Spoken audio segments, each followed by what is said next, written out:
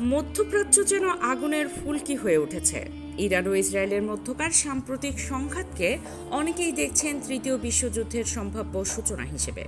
একদিকে drone, missile আর সামরিক হুমকি, অন্যদিকে মুসলিমদের হৃদয়ে রক্তক্ষরণ। অবাক করার মতো হলেও সত্য, আজ থেকে 1400 বছর আগে মহানবী হযরত মুহাম্মদ সাল্লাল্লাহু আলাইহি ওয়াসাল্লাম এমন একটি যুদ্ধের ভবিষ্যদ্বাণী করেছিলেন বলে জানা যায়, যার পটভূমি অনেকটাই মিলে যাচ্ছে বর্তমান পরিস্থিতির সঙ্গে। খোরাসান থেকে কালো পতাকা হাতে একদল সৈন্য উঠে আসবে, কেউ তাদের থামাতে পারবে না যতক্ষণ না তারা বায়তুল মুকাদ্দাসে সেই পতাকা উত্তোলন করে। হযরত আবু হুরায়রা রাদিয়াল্লাহু আনহু থেকে বর্ণিত এই হাদিস মুসলিম উম্মাহকে বারবার মনে করিয়ে দেয় হয়তো সময় খুবই কাছাকাছি। বর্তমানে ইরান ইসরায়েল যুদ্ধ পরিস্থিতি দিনকে দিন ভয়াবহ রূপ নিচ্ছে। 13 জুন ইসরায়েল যে অপারেশন শুরু করেছে, সেখানে ইরানের সামরিক কমান্ডার, বিজ্ঞানী, সাংবাদিক ও অসংখ্য সাধারণ মানুষ নিহত হয়েছে। জবাবে ইরান ও ইসরায়েলে মিসাইল ও ড্রোন হামলা চালিয়ে যাচ্ছে। বিশ্ব রাজনীতির পর্যবেক্ষকরা বলছেন এটি একটি পূর্ণাঙ্গ যুদ্ধের সূচনা এবং এর বহিঃপ্রকাশ হতে পারে তৃতীয় বিশ্বযুদ্ধে। তবে মুসলিম সমাজে এর চেয়েও গভীর উদ্বেগ দেখা দিয়েছে এক ভিন্ন কারণে। রাসূলুল্লাহ সাল্লাল্লাহু আলাইহি ওয়াসাল্লামের কিছু হাদিস এই পরিস্থিতির সঙ্গে মিলে যাচ্ছে।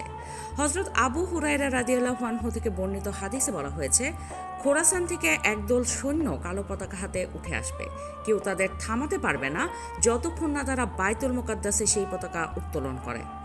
হাদিস বিশ্লেষকদের মতে খোরাসান বলতে বোঝানো হয়েছে বর্তমান ইরান, আফগানিস্তান ও তুর্কমেনিস্তানের অংশবিশেষকে।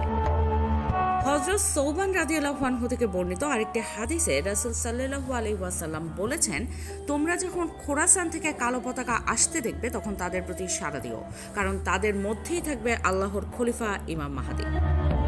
ইসলামী চিন্তাবিদদের ব্যাখ্যায় এই কালো পতাকা কিয়ামতের এক বড় আলামত, যার পর ইমাম মাহদী আগমন করবেন এবং দুনিয়ায় ন্যায় বিচারের এক নতুন যুগের সূচনা ঘটাবেন। যদিও কেউ নির্দিষ্ট করে বলতে পারেন না বর্তমান যুদ্ধই সেই ভবিষ্যৎবাণীকৃত যুদ্ধ কিনা, তবুও চলমান পরিস্থিতি মুসলিম বিশ্বে কিয়ামতের আলামত নিয়ে আলোচনার ঝড় তুলে দিয়েছে।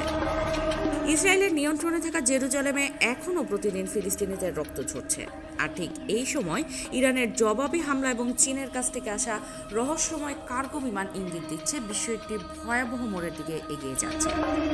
কিয়ামত কখন তা শুধু আল্লাহ জানেন, তবে এই যুদ্ধ, এই উত্তেজনা এবং হাদিসে বর্ণিত ইঙ্গিত মিলিয়ে অনেকেই ভাবছেন পৃথিবী কি তার শেষ অধ্যায়ের দিকে অগ্রসর হচ্ছে।